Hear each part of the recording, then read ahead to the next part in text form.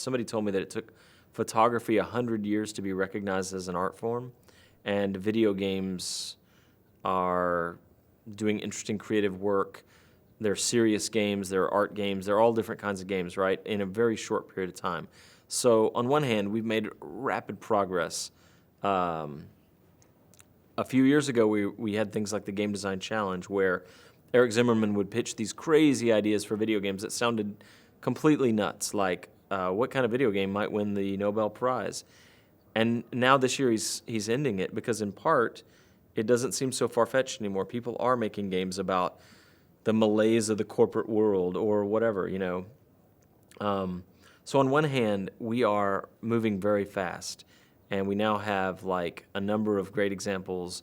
It's not all just Jerry Bruckheimer now. You know, it's there are like lots of interesting games out there.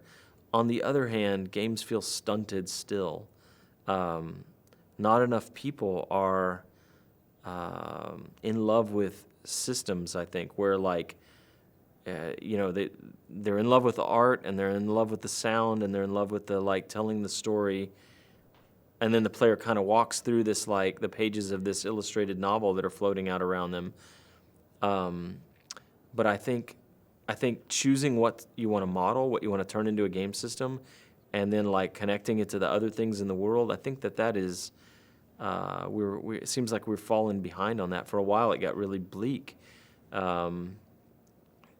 And I think if game developers want to do their best work, if they want to do more interesting work, it's about choosing different subject matter than we've modeled over and over and over, and it's about systematizing more elements in the game, and that it's as simple as that. And so in that sense, I think we are very early in the history of video games.